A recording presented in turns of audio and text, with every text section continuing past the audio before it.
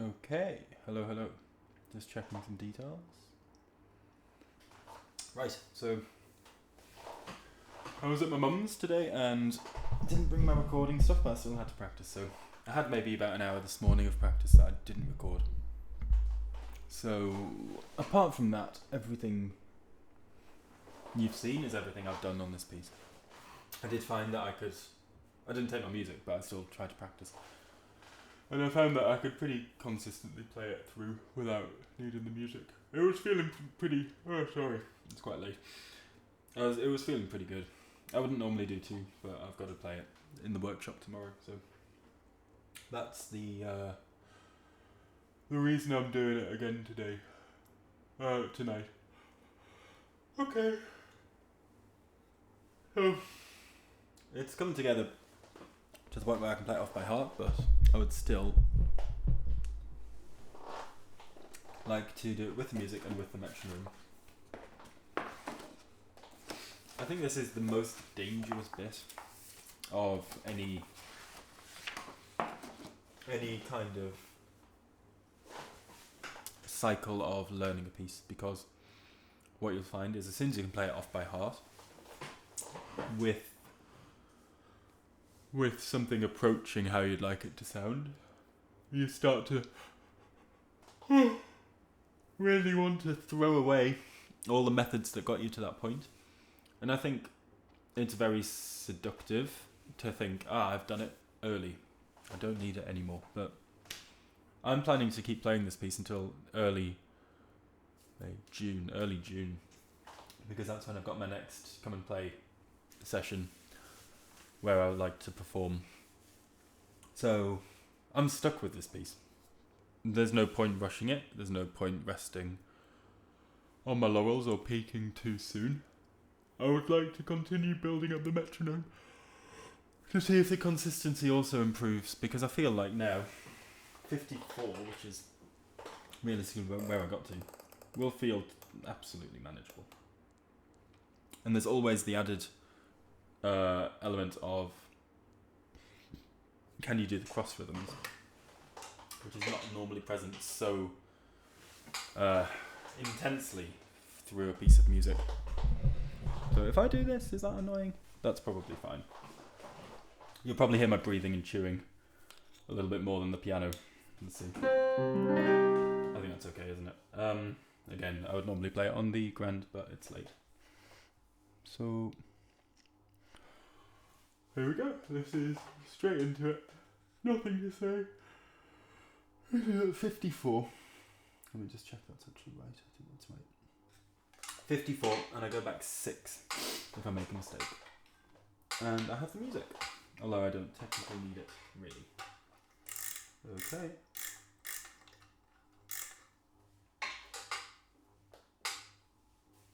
I might have to stop and empty the dehumidifier at some point.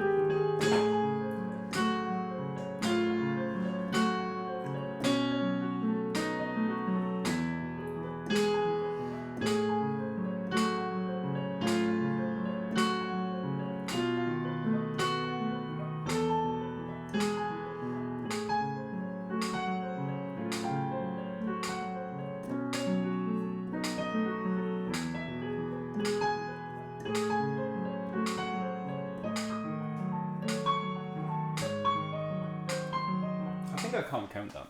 I don't think that was even anywhere near even enough. Also, did you hear the mistake I let slip earlier? I'm going to do that bar for sure, just to prove I can do it. And the bar before.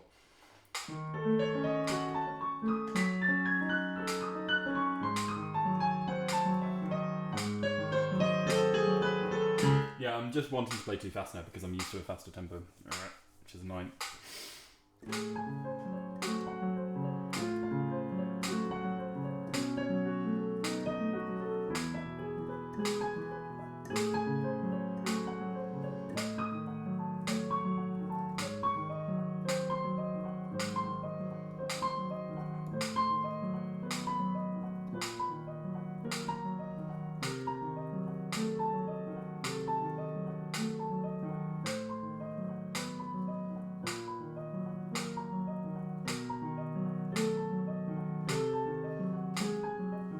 Now I'm going to go back to 6. Isn't that the plan? 1, 2, 3, 4, 5, 6.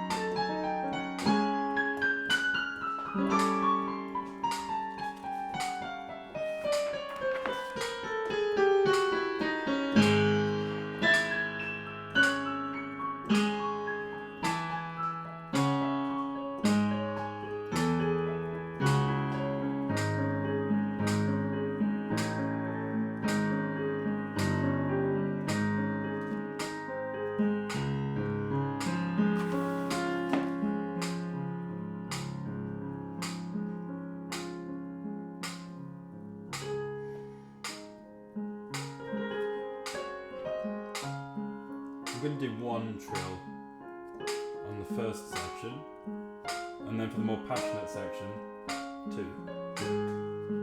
Which is what I've just decided right now.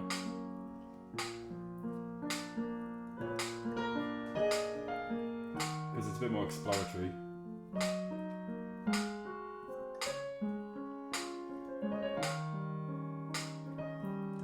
A little flipping of changing direction in the right hand.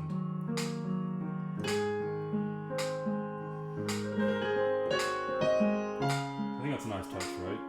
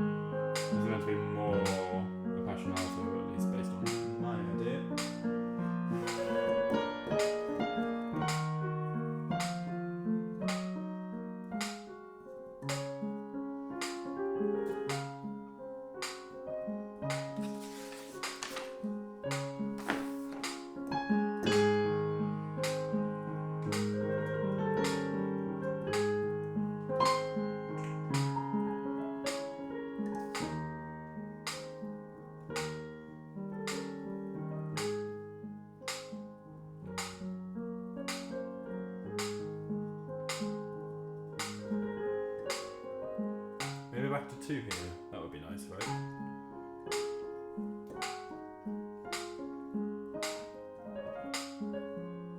Or maybe we do a slower 4. No, we'll just go back to 2.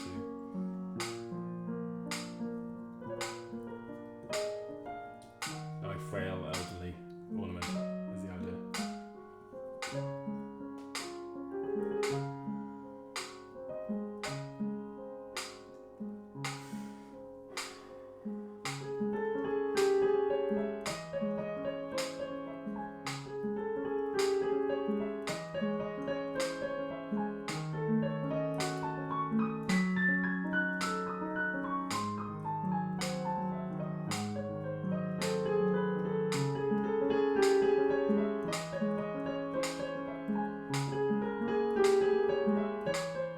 My place, and that was very stupid of me. 2, 3, 4, 5, 6. Back to the spell.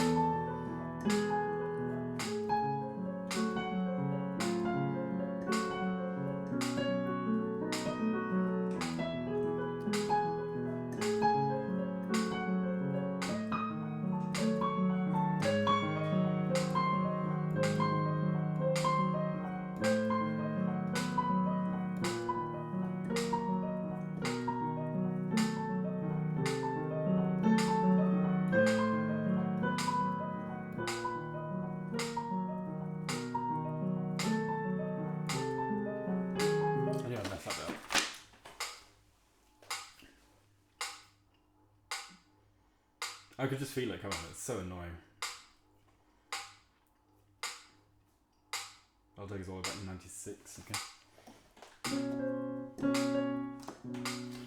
Yeah, I'm sorry this is like dangerously close to giving me a paper cut.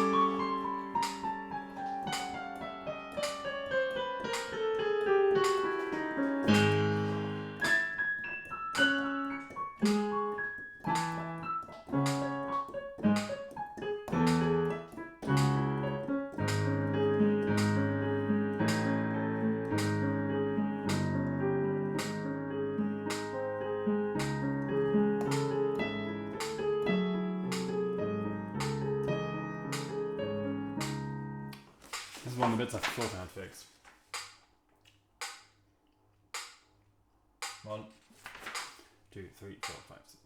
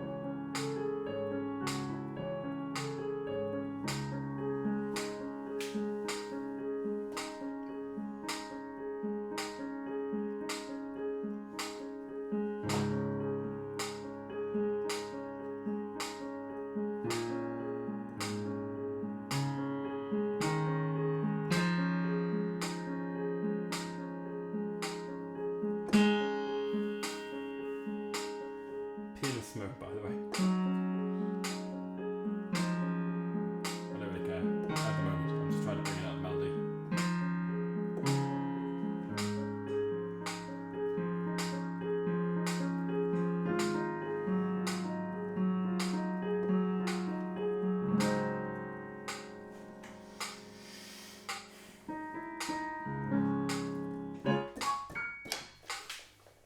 Okay. I mean, it's not bad, but I am I still haven't had one where I've got through successfully. Okay. We do it the other way, and now it's go back by 6. No, forward by 6, and then back. Now I'm going to do some hand separate practice.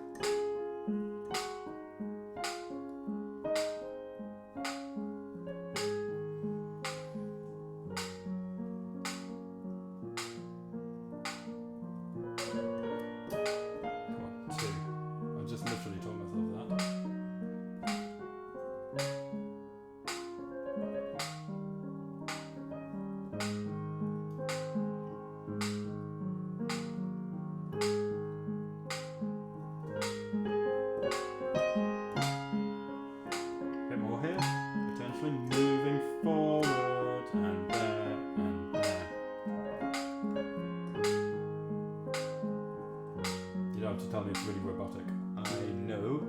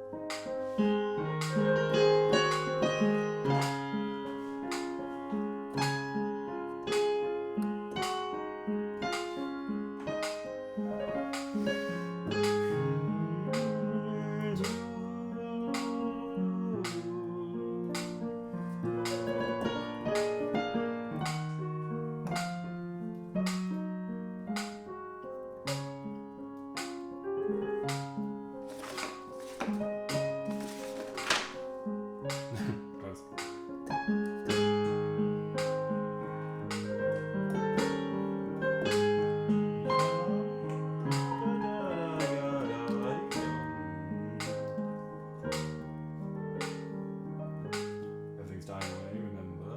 A world coming to an end. Kind of sad. The sad but kind of expected, resigned. The falling away of everything you love.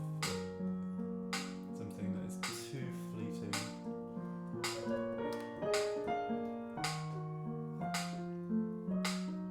You can't believe where the time has gone. And finally you're there too. And it all fades away. And then you're back.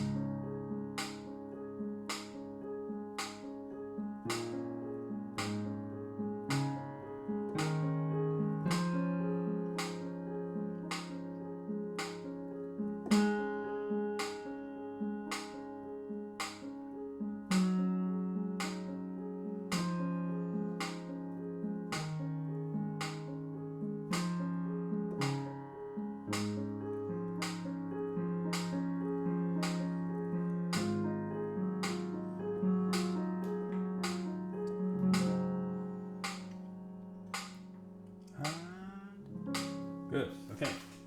I'm going to count that as the first one where I haven't made... I know there's one tiny slip. I know there was. But I am still going to star that because it felt really good. So when I star it, it means I don't consider myself to have made a mistake that interrupts the flow of the piece. Or at least normally, I mean no mistake at all, but I am going to count that because it makes me feel good. And I think, I need encouragement from myself from time to time as well. So that's what that is. Overall, I'm happy with where it's at. Right hand now. Significantly faster.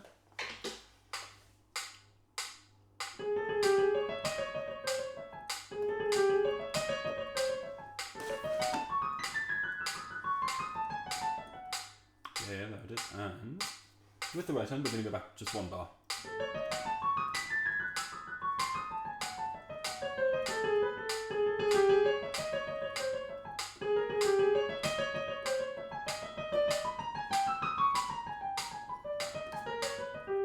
And then we're going to do the section again, like the actual phrased section, so that's from bar 4 to 12.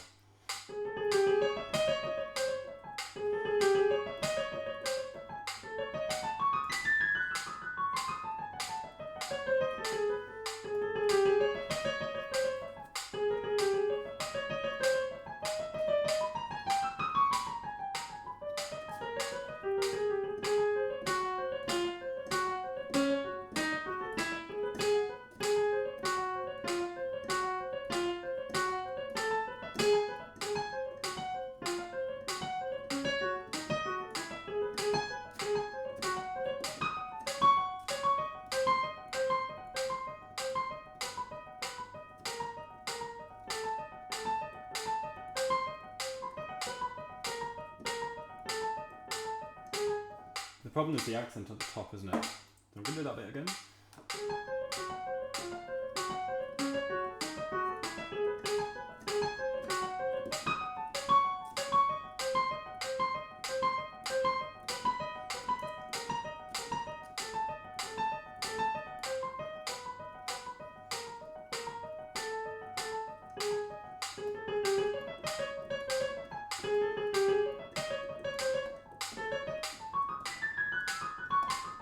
One, two, one, two, one, two.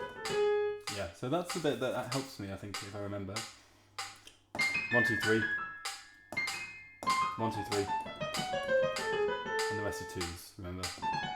1, 2, 3. 1, 2, 1, 2, 3, 1, 2.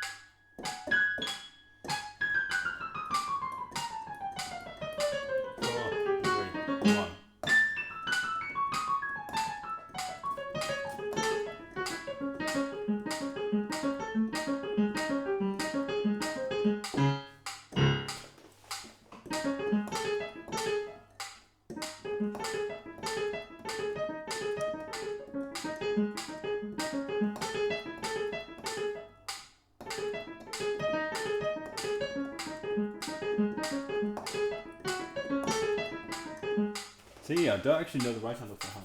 I know hands together off by heart.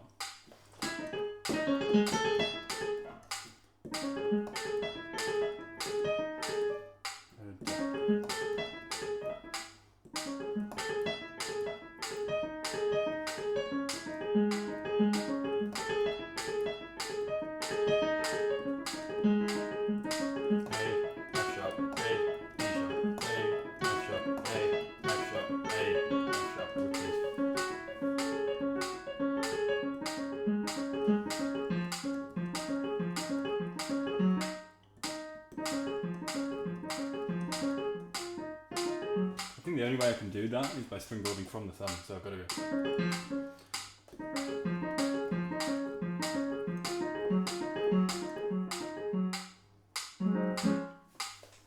I mean, overall it's fine, isn't it?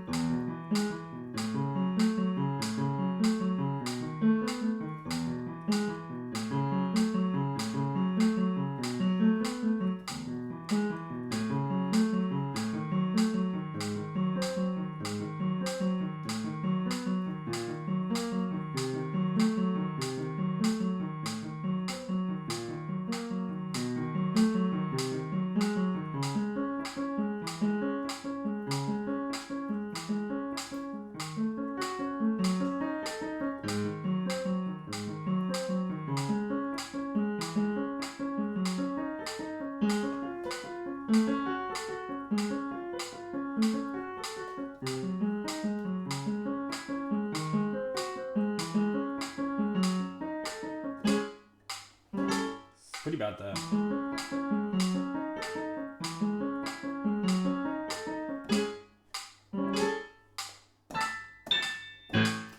Okay.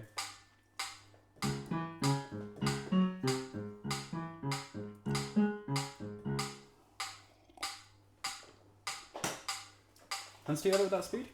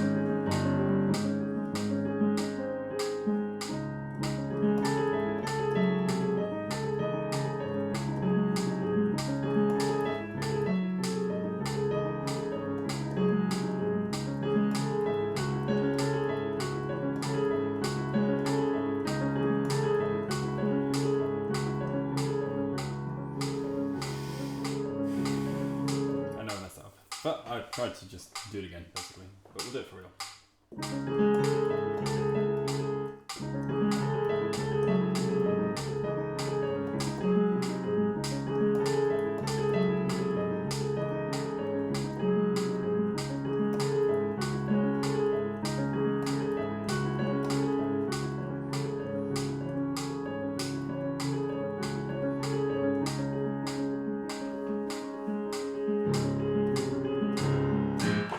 Yeah, so I mean, it's just about bound together. It's still very superficial, I have to say, and there's some things I can't do that I want to be able to do.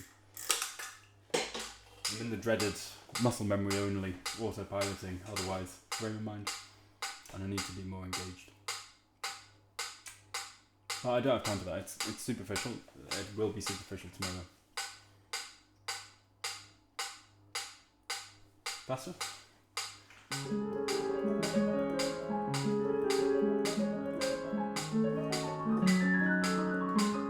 Yeah, see, that's what I mean. I just took switch off the brain.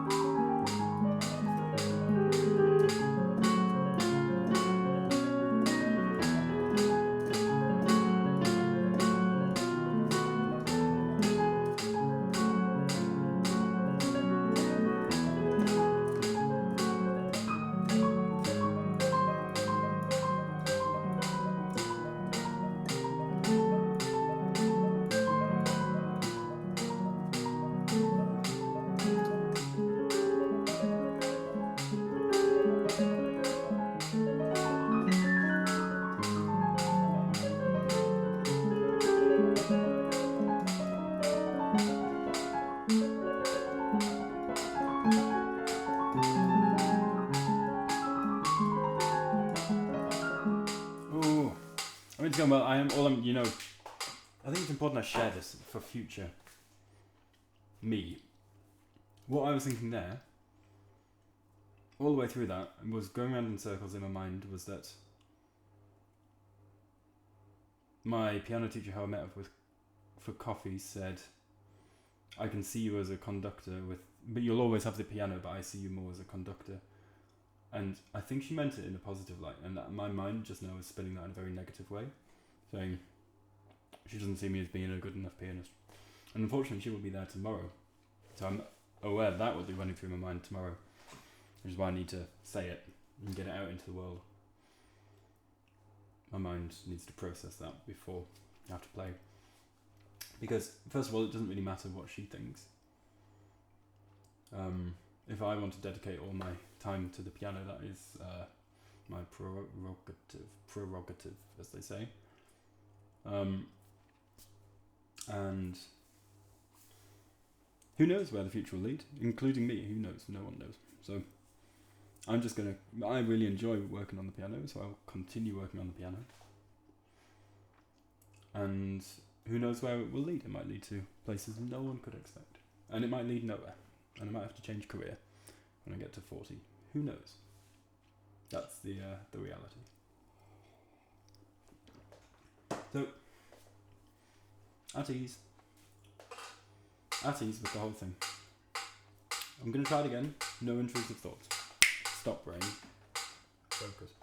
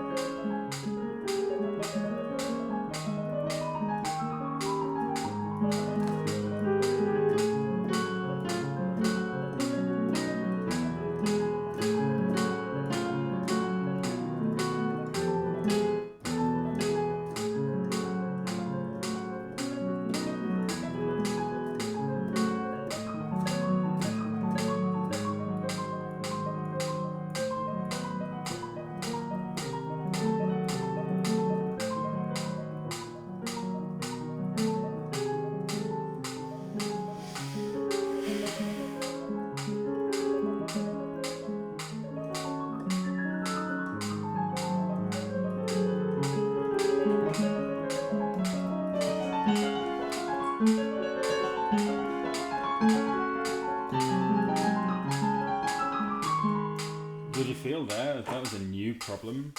Bang on the beat. Bang on the beat. Bang. Because I wanted to make sure I was on the beat. I can't do that with the dynamic. I just can't.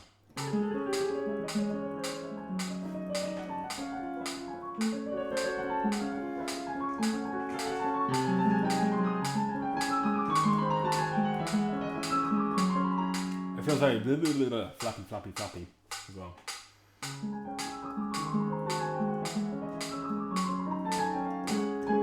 More elegance in the right hand.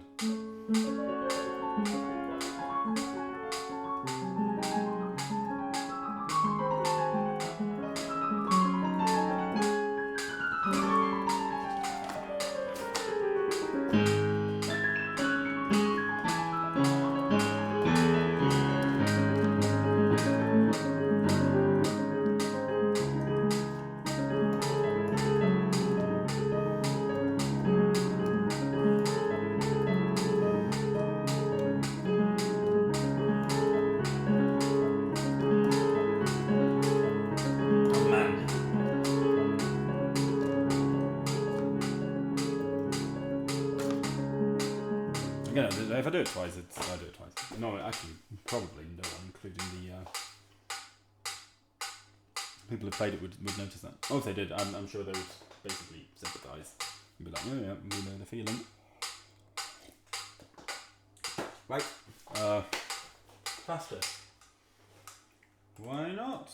In fact, I'll tell you what I'm going to do. I'm going to try it in 2 in a bar note 4. That's something I can do. That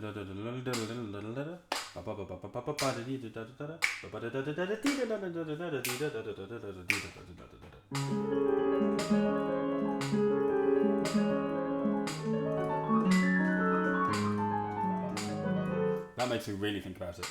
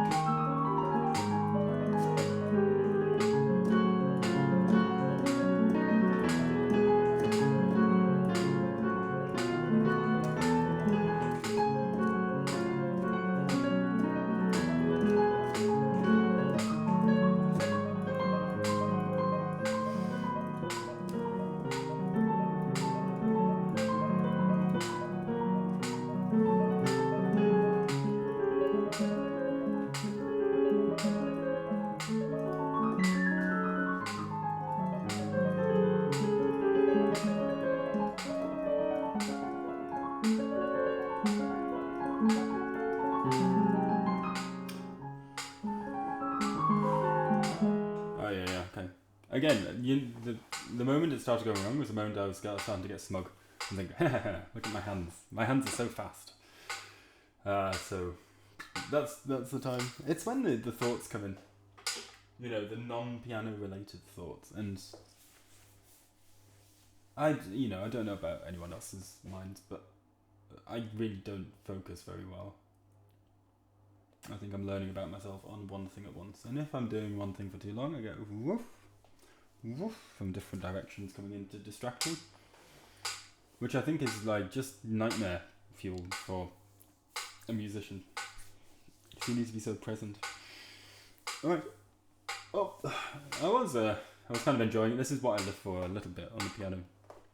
Being able to feel, yes, I've got somewhere, you know. I am actually playing this piece.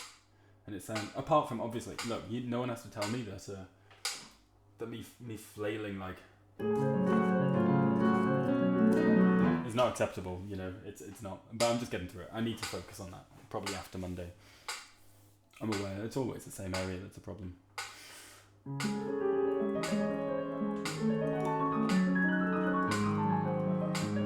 Yeah. Let me go back another bar.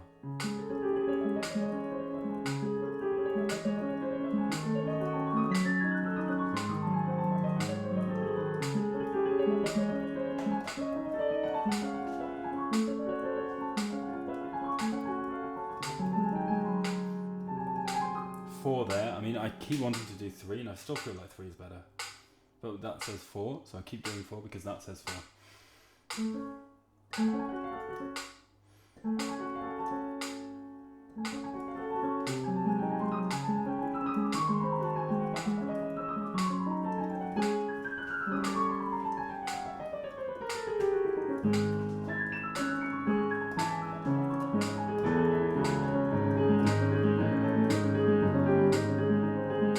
That makes that bit so different in 2 time.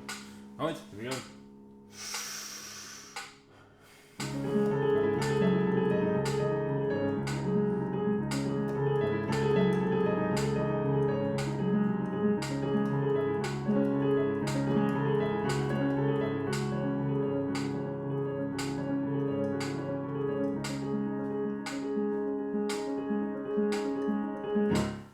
Okay, not bad. Do we just dare to keep going?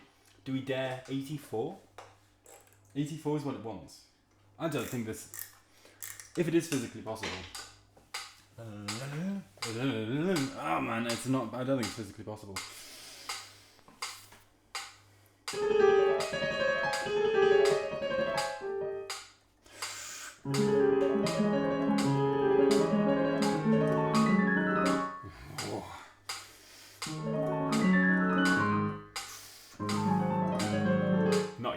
Not yet. By the end of the month, I'll have a bad version of 84.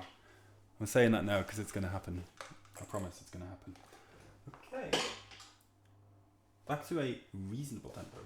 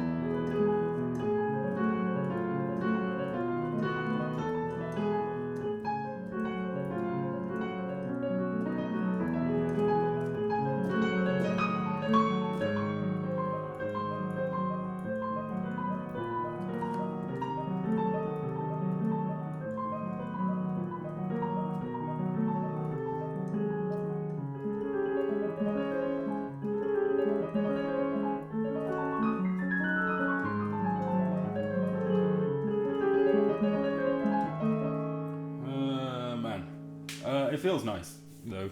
I mean, I know I'm making a couple of mistakes, but it generally feels nice, and I feel like I can do things at that speed now.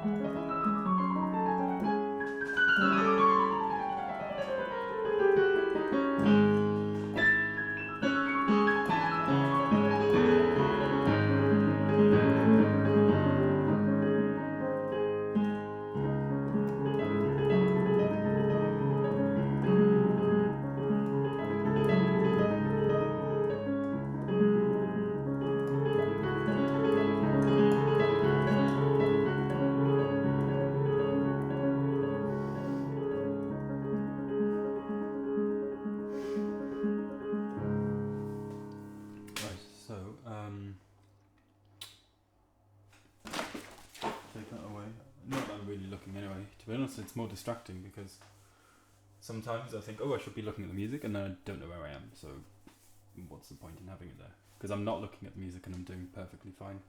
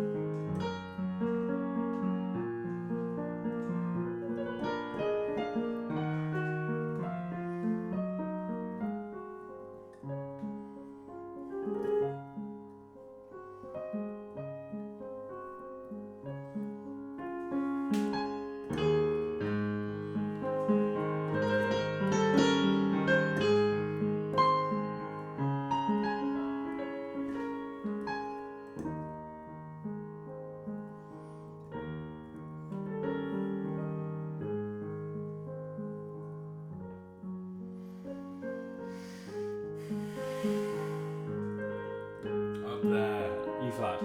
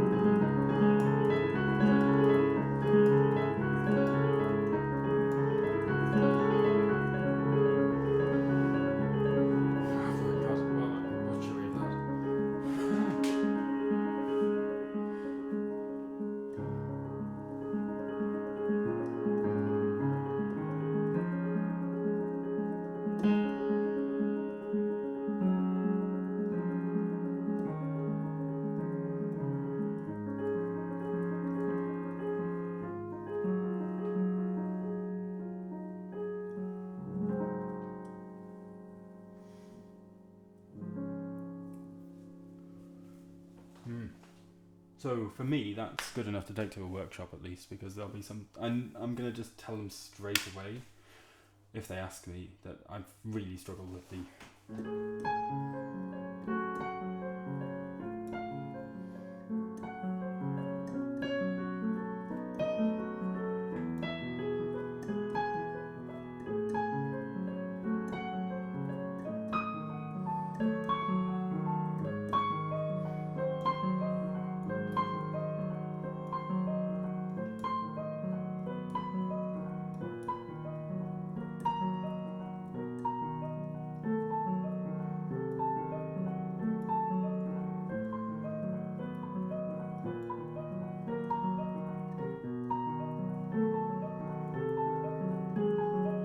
Just about did it at that speed, which is better than I could do at the start of the week. So I have made real progress on that.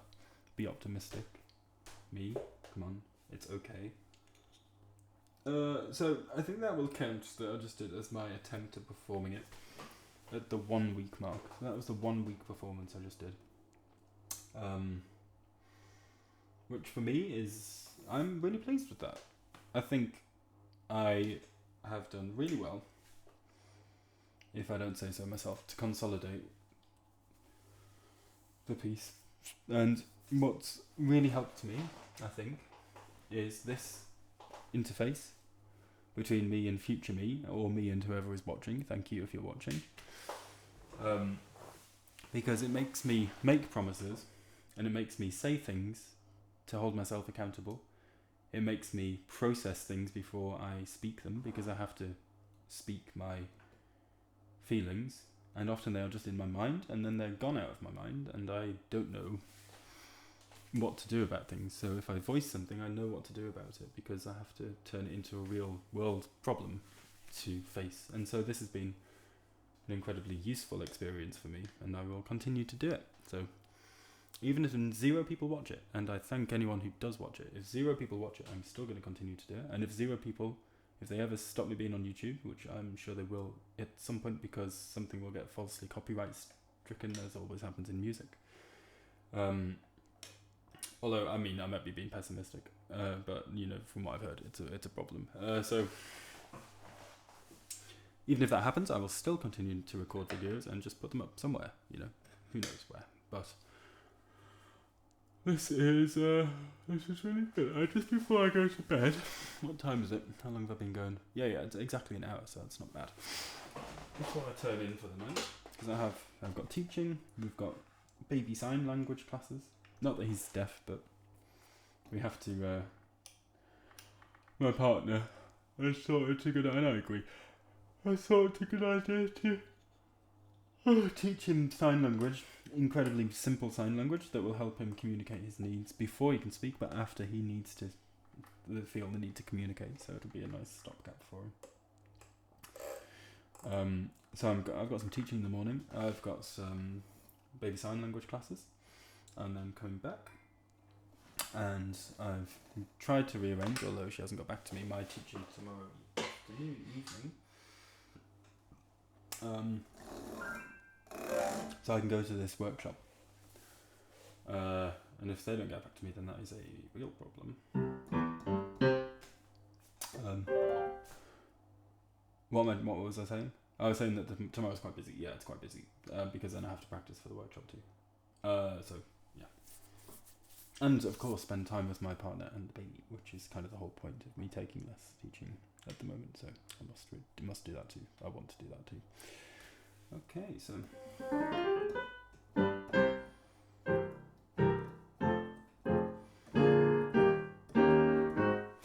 I figure why not end with something slightly different? Because, you know, in one sense I want to try and go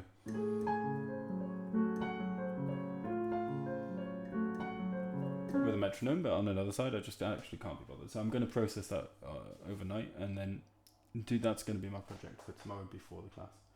And if I'm really motivated, at like 8 o'clock in the morning before I teach. Although that seems unlikely, because it's already midnight. So, what I'd say is, well done if you got this far into the video. This bit is about improvisation. And a little bit of harmony, which is what's often going through my mind in my improv stuff.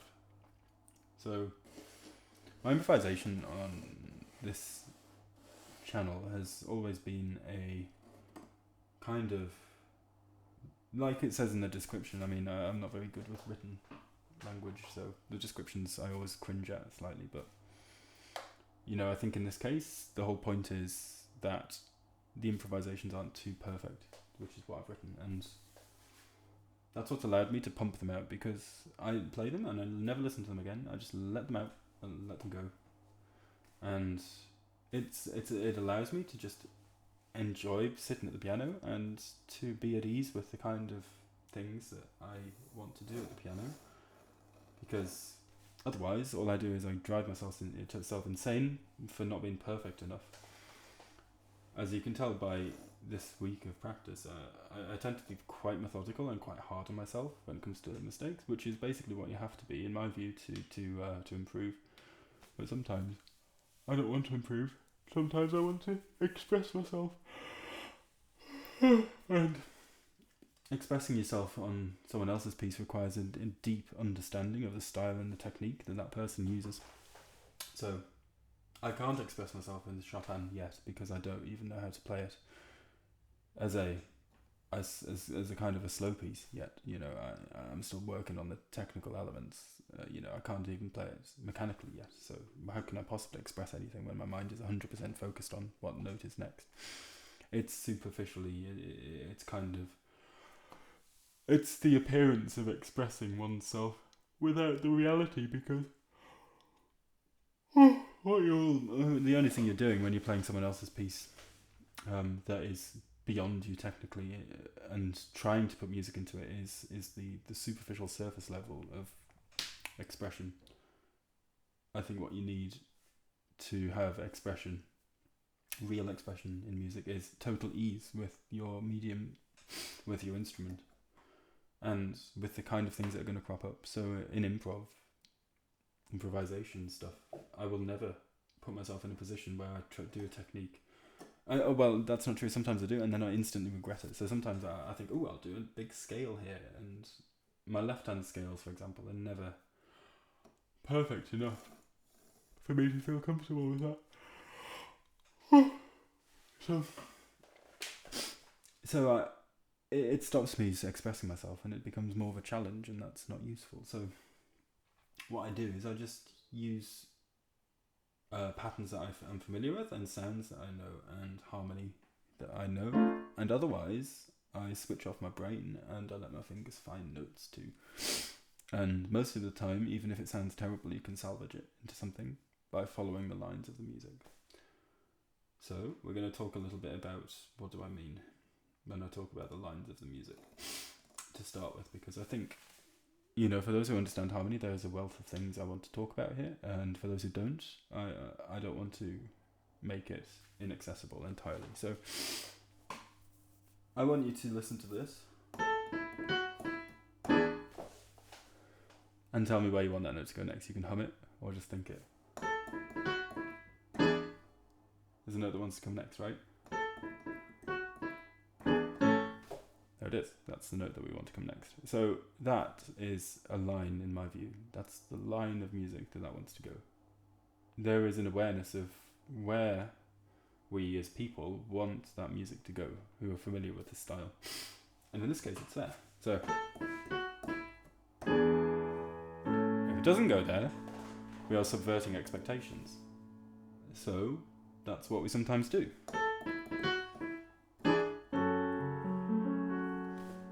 And that's like, ooh, you know, it sounds nice, but it doesn't sound expected. And something can sound nice and expected, or it can sound nice and not expected. So for example, if we're going just a normal scale up,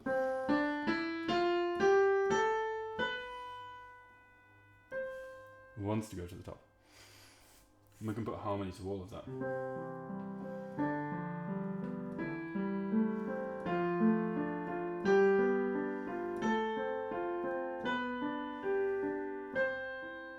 And that'll sound fairly nice, right? We can also make something sound nice but not expected. So in this case, you might want it to go.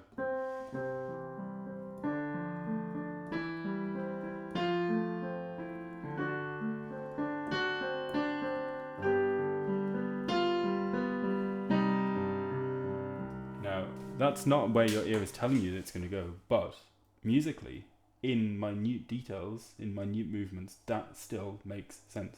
We are following a line of music. If you were... Let me just play that again in slow motion and I'll explain why.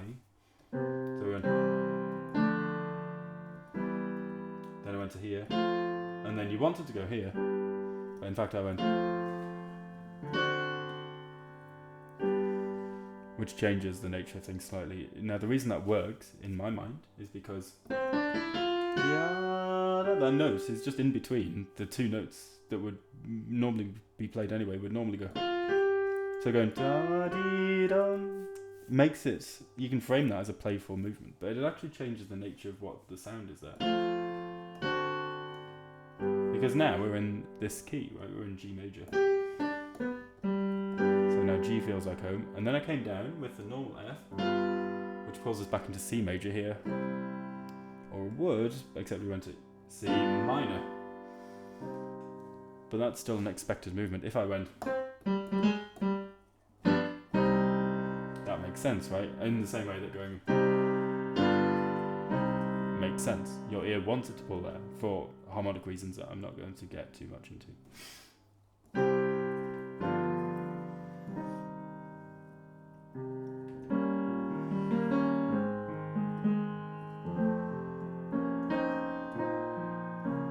So, if I'm not trying to do anything crazy, this is how I am doing music, because I do all my scales, I do all my arpeggios, and I do a lot of playing different music, and I've spent my whole life, since the age of 8, probably 9, trying to improve my understanding of music. I have a fairly good working understanding of harmony, and I think my ear can tell where I want where I want a note to go next. So that's often why I just start with one note, because depending on where you mind, there was no answer as to where there was no right answer where this note should go. It could either go.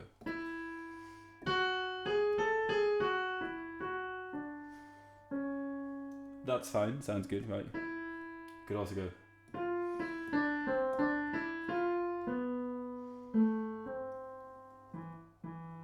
Could also go.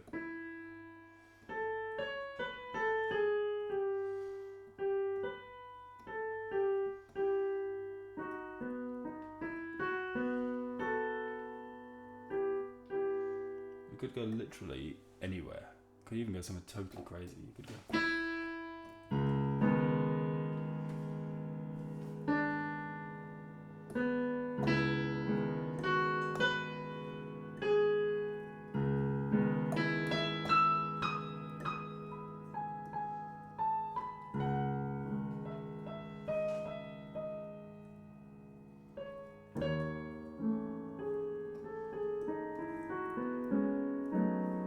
And now I'm switched off my brain entirely, so I'm not thinking harmony, I'm just thinking, ooh, I know that pattern. And occasionally I'm thinking, that note wants to go up, that note wants to go down, that harmony wants to come in now. But a lot of the time I'm autopiloting. So I want to demonstrate this. I'm going to close my eyes entirely. Now I will be able to feel where some of the notes are, but for the most part this is going to be just totally blind improv. I'll even look this way.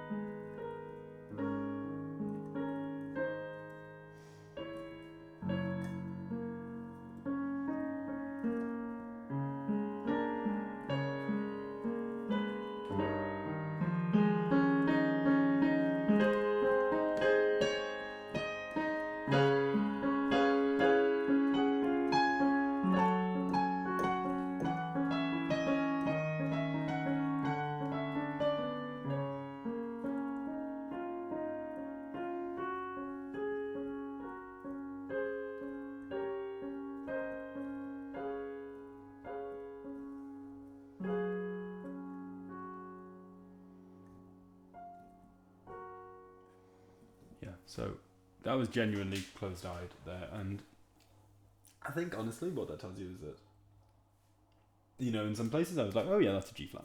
So, or like, oh yeah, we're in E major or something. Oh, I don't think we were ever in E major. But at other points I was just like, patterns, you know, let patterns go. And sometimes I was thinking, that right hand,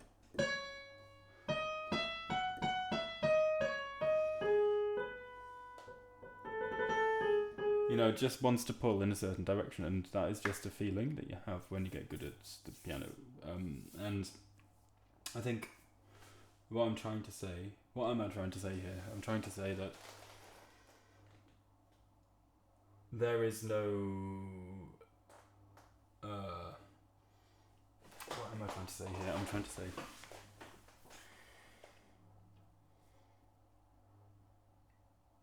that it's kind of a combination of lots of different things. But the main important thing is using your ear and waiting from one moment to the next to think, where do we want to go next? And sometimes I don't do that. And I feel like that's when it's at its worst, these improvisations, when I'm pushing myself and I'm tense and I'm like, I just need to make something more movement or something more interesting than what is naturally coming to me. But the stuff that naturally comes to me, I think, is the best. And it's also the most human because it is something that is just organic, you know. I think when you're locked into patterns that feel difficult and feel out of your control, then you can't let your mind wander enough to produce something interesting. Yeah. But I think, honestly, this is one of the best things I've ever done, learning to improvise. And it has just freed me from feeling not good enough, or that I can never reach the heights, because this is, for me, perfect. This is what I do is just, that's all I can do. And no one else is going to be replicating it. Like, good luck replicating exactly what is in my mind, step to step to step, and making it sound the same. And I think it sounds mostly, at least, quite nice, and I'm quite proud of my improvisation, and I'm quite proud of how it's developed too. So that's something I do a lot of the way, just like weave, and I genuinely have no idea what's going on there.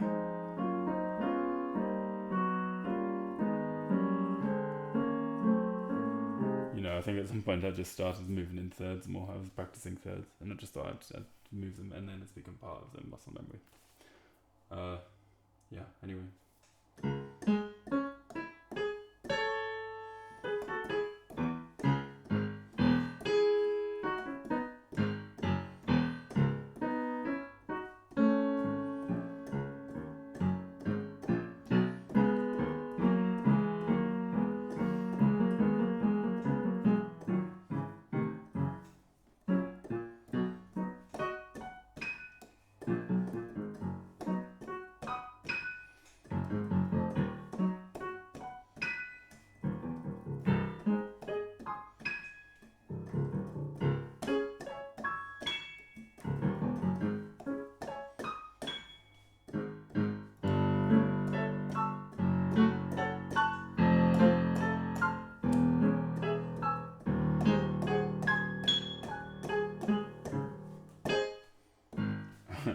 Anyway, I don't know what I'm doing. I genuinely have no idea what I'm doing. Sorry. Yes. So, for those who are interested in the harmony side of things, I'm going to talk through that in a very in minute detail. So, I'm going to do a bit of improvisation, just for maybe 8 to 16 bars, possibly, in which we do a little modulation and back, and then we do another modulation and we go back. And I'm going to show you some of the things I'm doing. So, the important thing to recognise is that just because I play something and it sounds like I know what's going on, doesn't mean I'm going to be able to remember it later. So once I play it, it's normally gone. I have no memory of what I've played a lot of the time. It is just gone. So doing it more than once is not something that I can do. So I have to talk through everything at once. Otherwise, I won't be able to go back to it. I can remember broad movements, basically, but over like 3-note motifs, but genuinely not much more than that. It's all muscle memory and like thinking, oh, what note fits next. So we're in C major because that's the easiest one to understand, probably. I'm doing an Alberti bass in the left hand. And that's a C major chord, and it's the E in the right hand, which is part of C major. Now this note can either go up, we'll go up this time, and if we go up to the F, the left hand has to match that harmony most of the time. So I'm going to go to an F major chord in second inversion, because that's close to my original chord. Now I can either go back or up, and I'm going to go back, because that gives me more time to think. Now if we go down, we've got to match the chord to the D, so I'm going to do a G chord. 1, 4, 5. We're going to go to 6 now, A minor. Let's broaden out the left hand. F major, broaden out the left hand as again.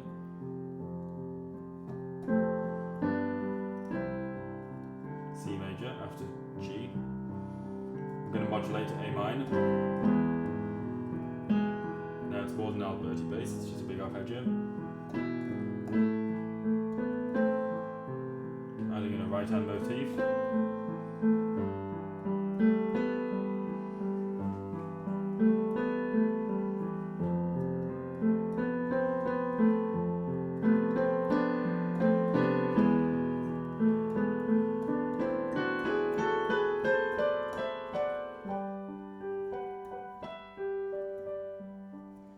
We went to G major there, I'm going to explain how. It wasn't a very subtle transition at all, it wasn't a very good one. But that chord, we walked up that scale into it. It's an E, so an A minor melodic scale. Where we could keep going on that scale and go finish on the A, but I didn't, I stopped on the F sharp. Because the F sharp, have a think, if we go, where does it want to go next? It wants to go to G. So that's the kind of thing I'm thinking of. Where are those moments where you can use a note to pull to another note, and often a note that isn't in the key that you are already in. So you have to change. You have to preempt where you want to go next sometimes. So I did that in thirds with both hands. And because that would be too bright if I instantly went like... Sounds a bit boring and a bit like lame that I've just gone from a really nice minor section where I've just had like juicy stuff. I'm going to demonstrate how lame that would be. And like super lame. I wouldn't do that at the best of times. You need a big build up for that to happen. So I've just had...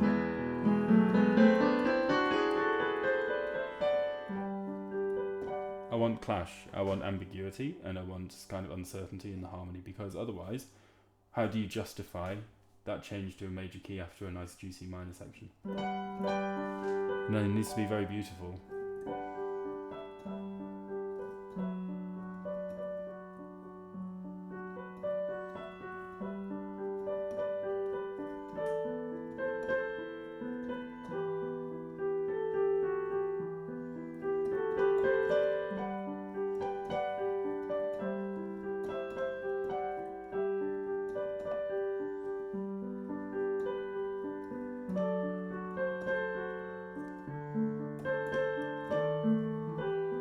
I love doing that. It doesn't happen very often in improv because I'm not often in the right mindset, but I'm going to demonstrate that again. That chord, D7, very close to this chord, B7, which leads to the relative minor. That's why it's so easy to go from major to relative minor, because the chords are very close. But say you were still in D major and you went... How nice is that? Nice, organic, simple. Your mind really wants it to do that. It really wants to pull in that direction. But what happens if you combine that with the other chord?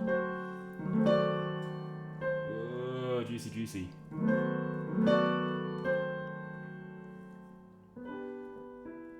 And go to E minor next. That's called a false relation. So that's actually in the scale of E minor too. So we're not breaking any rules here. That D, if we're already in that melodic minor part of the scale, is there. And the D sharp, however, is in the harmonic minor part of the scale.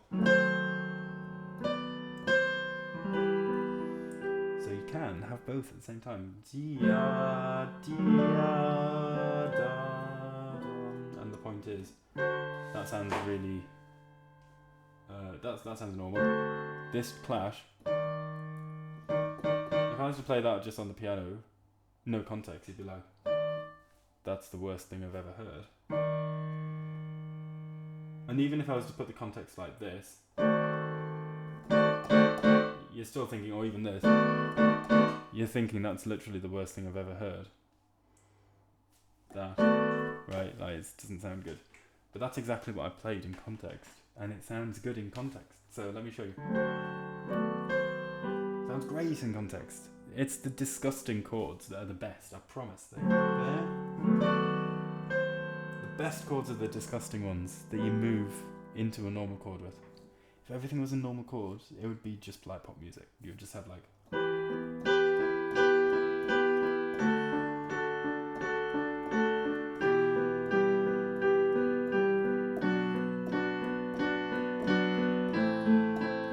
And people really think they're doing stuff. I'm not snobby about this.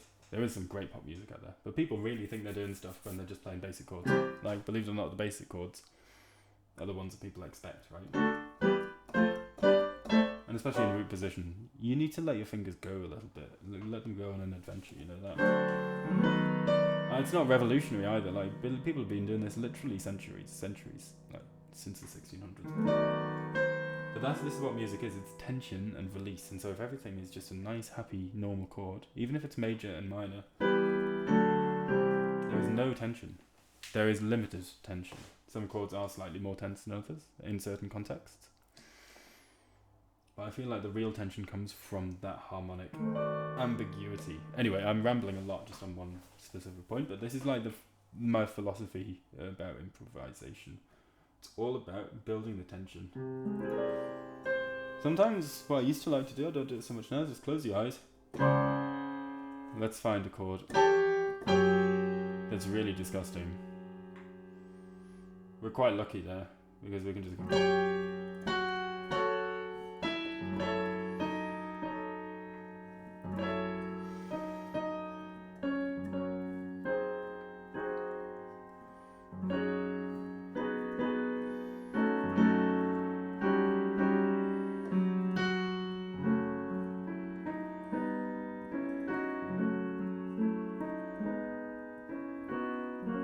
What it is, it's like, this is an awful analogy, and I'm sorry for using it. It's an awful analogy, but I feel like it's so perfect. You are grateful for any kind. It's like being in some kind of terrible relationship where you are grateful for any tiny scrap of affection. If everything is just awful, awful, awful.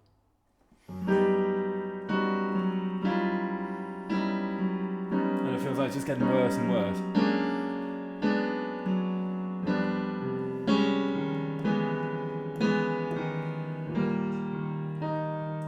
How beautiful does that chord sound in comparison?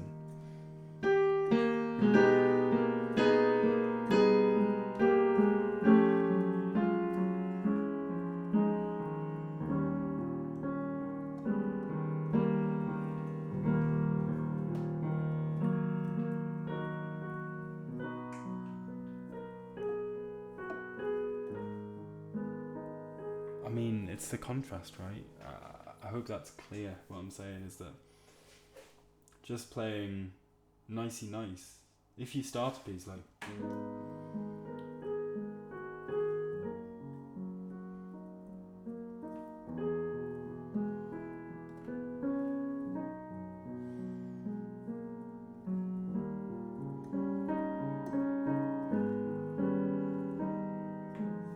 And then, I mean, I can't help myself going weird at the end anyway, but the point is, yeah, it's like, ooh, that's nice, you know, great. But is it really going to dig into you?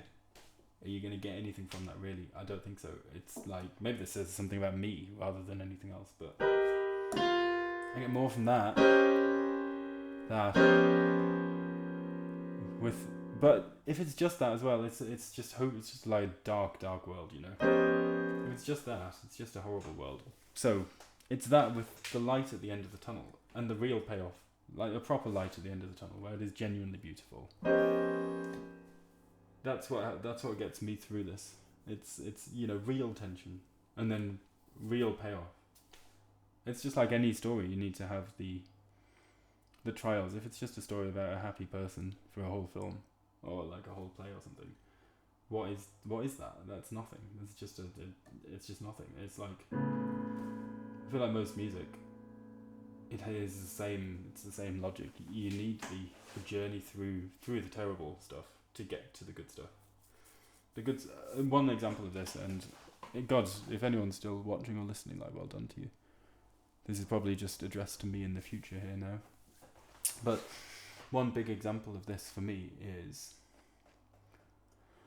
the Prokofiev piano sonatas, which, like, I think are one of my biggest. The biggest kind of shifts in my thinking about music was when I first heard the second piano concerto, and I just heard, like, in the first movement of the second piano concerto, that cadenza section where it just gets manic, like crazy stuff going on.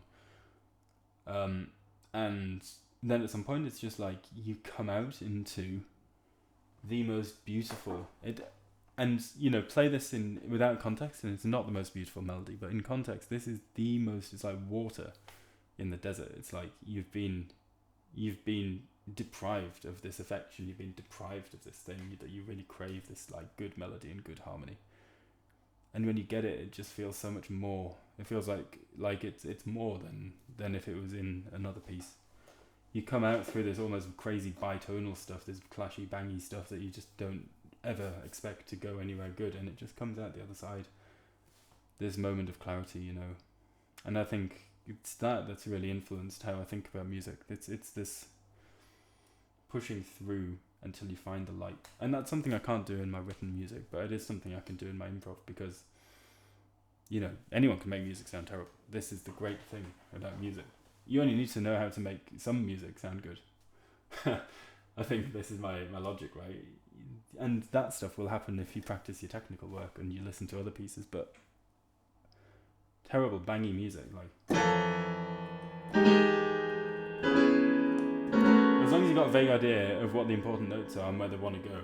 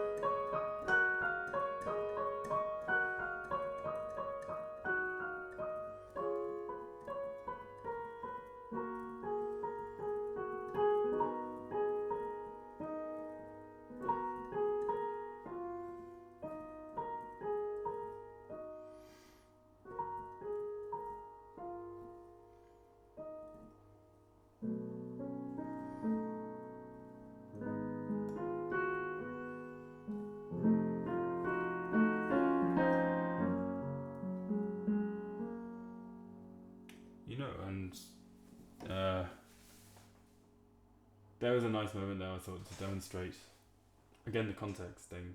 This is that a nice chord?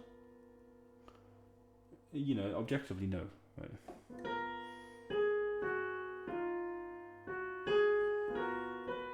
But if you play that with like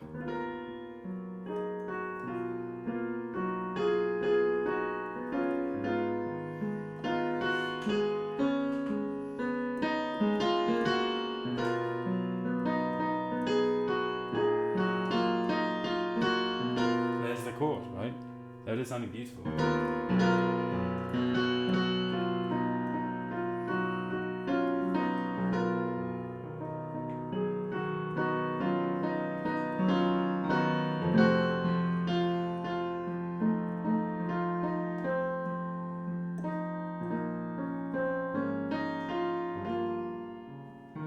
I wouldn't deny there is a lot of harmony that goes into this, so I am actually thinking in keys a lot of the time, and I am thinking, where am I in the key, and what chord am I playing, and what inversion am I in, and where do I go next? So it's not the message of like, oh, just sit down and be yourself. There is definitely part of that but there is also part of it where you have to know your stuff too. There's an element, and I know my stuff far less than some people out there.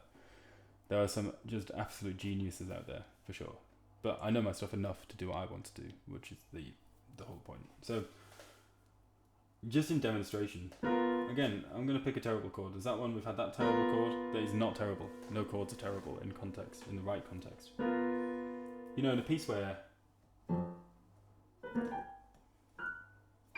like Webern or something,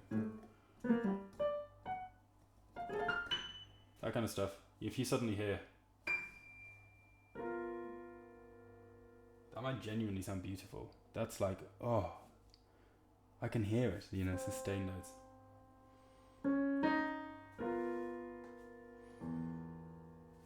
Even with the weirdness, it's all context dependent. That can be, consonants, depending on context. But it can be absolute, like, painful dissonance, if you've got a piece that goes, and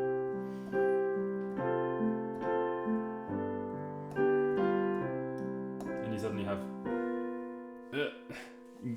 what a disaster.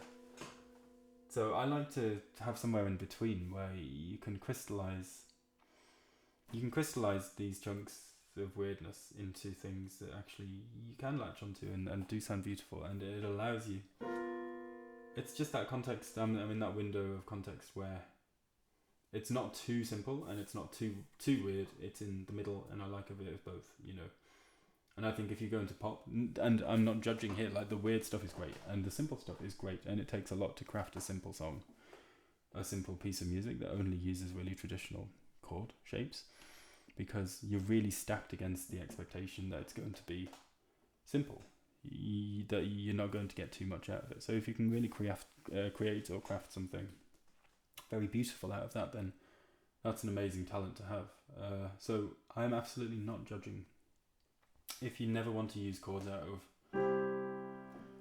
try out shapes and different inversions, because you have to pick very carefully.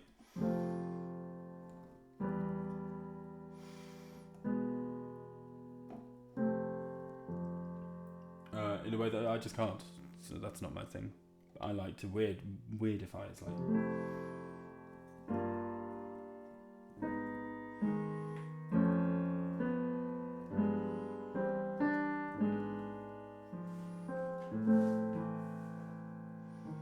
because then when I do get a triad, that's my moment of release. If everything is triads, I have no moment of release. I don't understand what my moment of release is anymore.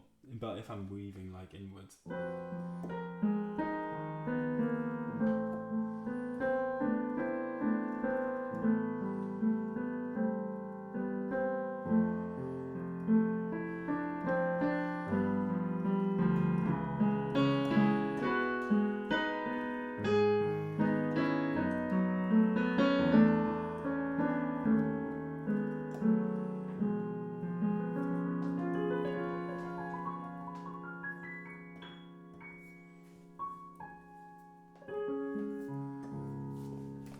then it makes more sense. Anyway, I have really rambled, and I am going to stop now.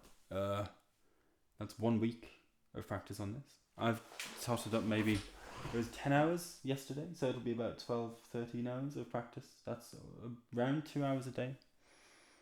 That doesn't sound right though. Maybe it's more like 12 or 13. I think it must be 12 hours a day. No. I think it must be 12 hours in total that I've played this piece, and I am at a standard that I'm fairly comfortable with. And so if we just kind of, if we say, I'm pleased with where we're at, let's see where we're at in another week after another 12 hours of practice.